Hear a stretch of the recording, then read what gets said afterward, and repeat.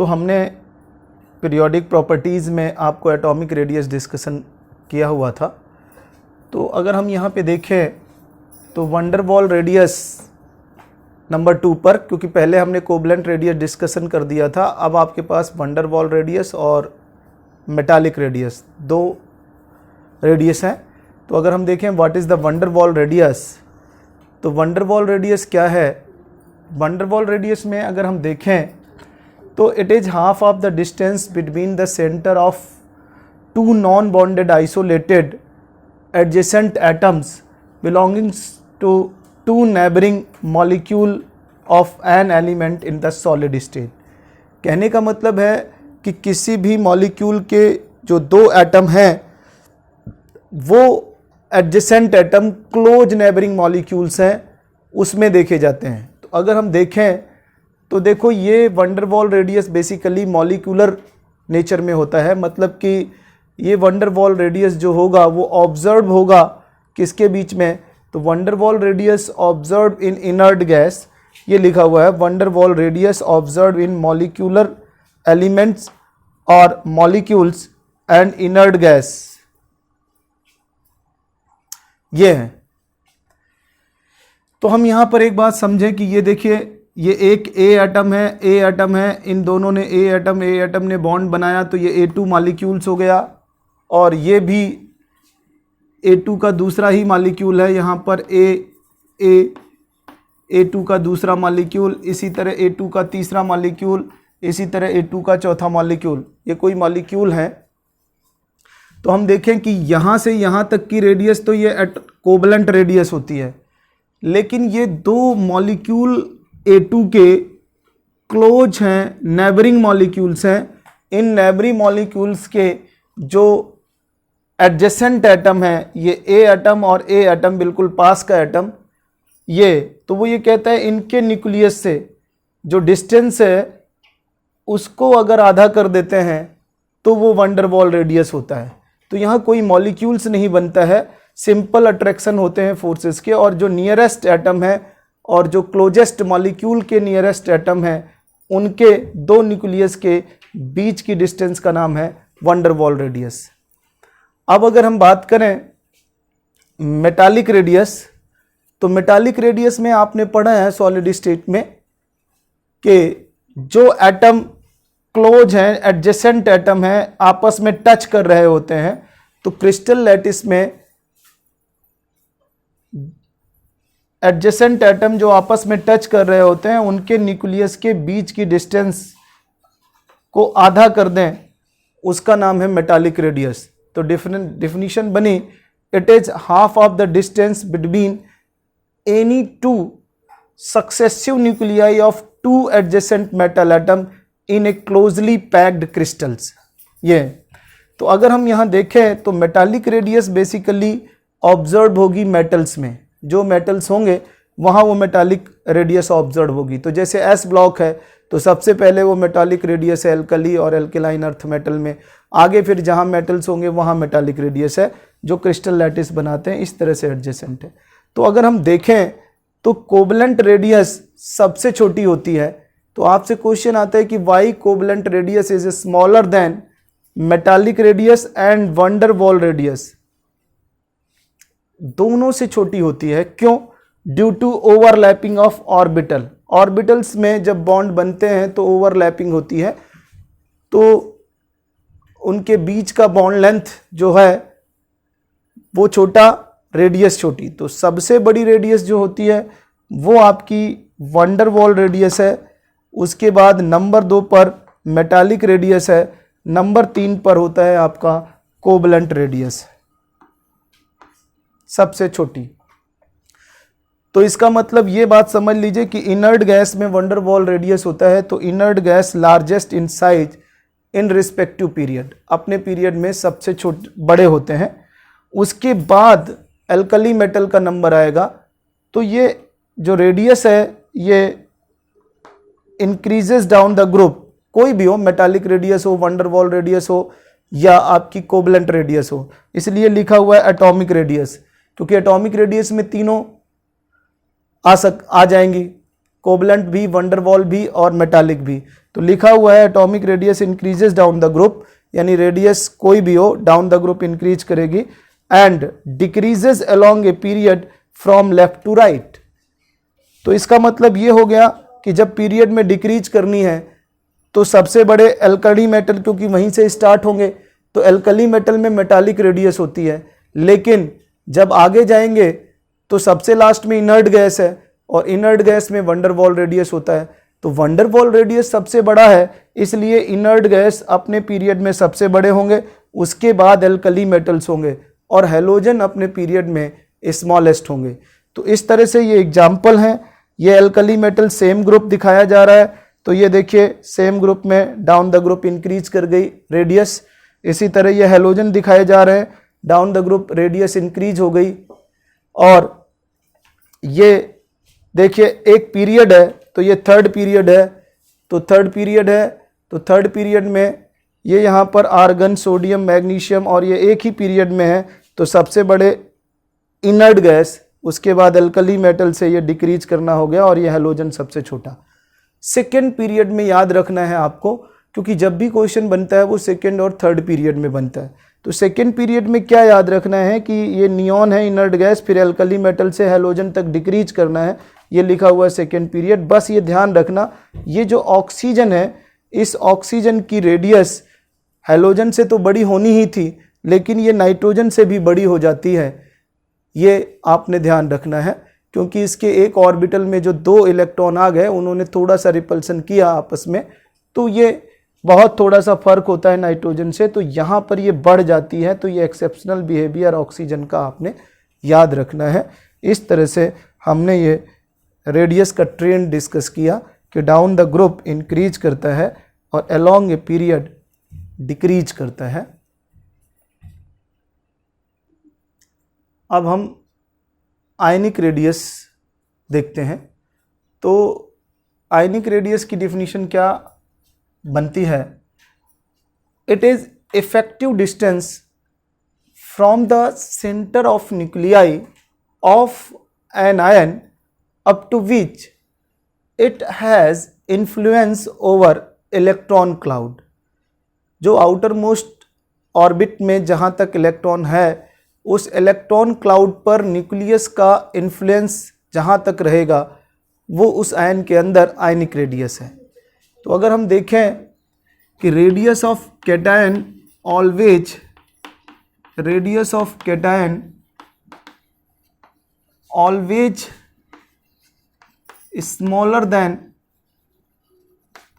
Neutral atom, ये cation की radius हमेशा न्यूट्रल एटम से छोटी होगी due to increasing of effective nuclear charge, effective nuclear charge, इसे जेड इफेक्टिव बोलते हैं, इस तरह से शॉर्ट में जेड इफेक्टिव। ये क्या चीज़ है? जेड इफेक्टिव का मतलब है force of attraction, attraction of outermost electron with nucleus. See, तो जेड इफेक्टिव एक तरह का फोर्स ऑफ अट्रैक्शन है जो आउटर मोस्ट इलेक्ट्रॉन का न्यूक्लियस से होता है। तो होगा क्या कि जैसे ही कैटायन बनेगा तो इलेक्ट्रॉन का नंबर कम हो जाएगा। तो जैसे ही इलेक्ट्रॉन का नंबर कम होगा तो उसको ज़्यादा प्रोटॉन मिलकर खींचेंगे, क्योंकि न्यूक्लियस के अंदर प्रोटॉन है, तो इलेक्ट्रॉन का नंबर कम होते ही प्रोटॉन न्यूक्लियस की तरफ उसको खींचने लगेगा, उसका नाम है जेड इफेक्टिव, बढ़ता जाएगा। तो यहाँ पर दूसरा तरीका और क्या हो सकता है? And due to decreasing of number of shell. ये दो बातें हैं कि कहीं कैटायन में या तो सेल डिक्रीज कर जाएगी या फिर जेड इफेक्टिव बढ़ जाएगा। एग्जाम्पल से आप समझें, Na+ स्मॉलर देन Na से Na plus smaller than Na 28 है और सोडियम है 281। इधर 3 सेल हैं, इधर 2 सेल है, तो 3 सेल और 2 सेल आगे। अगर हम बात करें एनायन की, radius of anion always greater than neutral atom. Reason due to, तो एनायन का जो साइज है या रेडियस है वो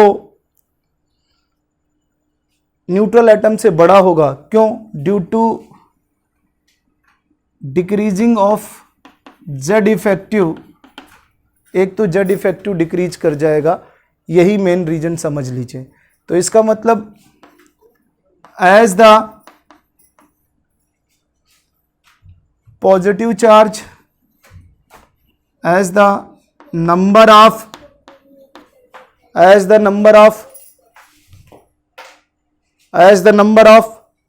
positive charge increases, as the number of positive charge increases,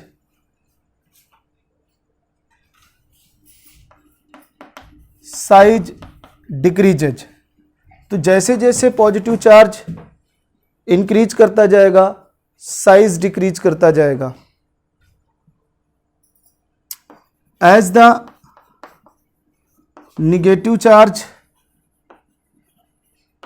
increases, size increase करेगा। इस तरह से पॉजिटिव चार्ज और नेगेटिव चार्ज को देखकर आपने डिसाइड करना है। तो देखिए I minus greater than I plus, ये example. Negative ion neutral atom से बड़ा है और न्यूट्रल पॉजिटिव से बड़ा है। अगर हम देखें दूसरा एग्जाम्पल, तो देखिए N-3 greater than N-2 greater than N- greater than N। तो as the positive charge increases, size या रेडियस इंक्रीज कर रहा है। आगे देखें Fe+3 less than Fe+2 less than Fe। इस तरह से आपको मैं ये 3 एग्जाम्पल मैंने लिखे, इससे आपको समझ आ जाना चाहिए कि anion greater than neutral atom और neutral atom greater than cation. जैसे ही निगेटिव चार्ज इंक्रीज करेगा, साइज बढ़ा लेना है।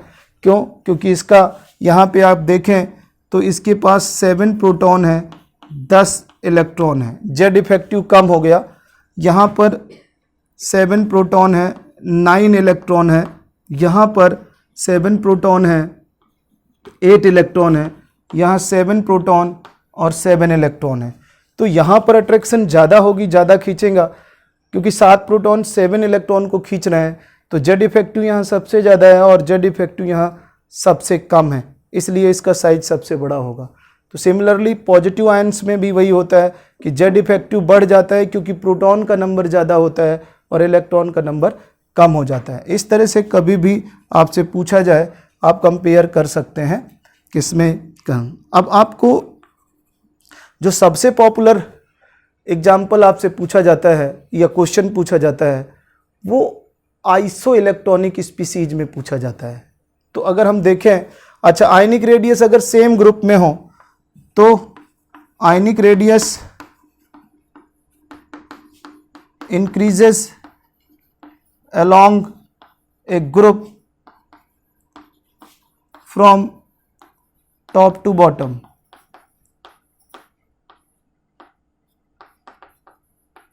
जैसे Na plus Mg, Na plus lithium plus K plus Rb plus Cgm plus.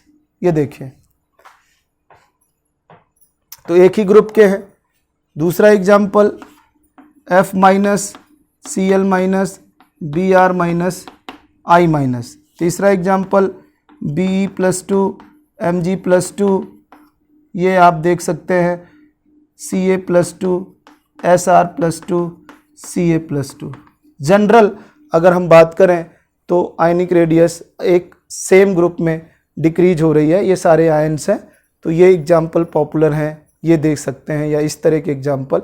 सबसे लास्ट है आपके पास आइसो इलेक्ट्रॉनिक स्पीसीज। तो ध्यान रखना, इन isoelectronic species, isoelectronic species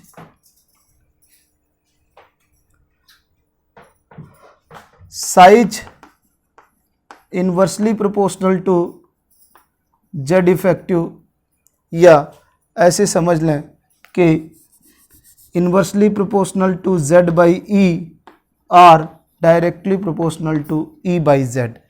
तो आइसो इलेक्ट्रॉनिक में आप ये समझ लें, जेड क्या है, एटॉमिक नंबर है या नंबर ऑफ प्रोटॉन है, और नंबर ऑफ प्रोटॉन, एंड ई आपके पास नंबर ऑफ इलेक्ट्रॉन, ये है।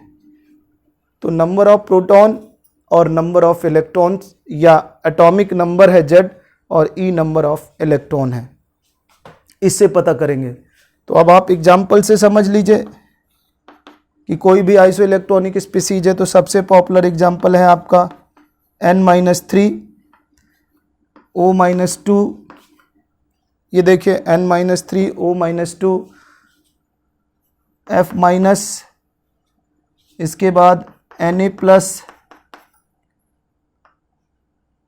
Mg प्लस 2 Al प्लस 3, ये। तो यहाँ पर ऐसे समझ लीजिए कि ये 7 + 3, ये सभी में 10 10 10 इलेक्ट्रॉन है। तो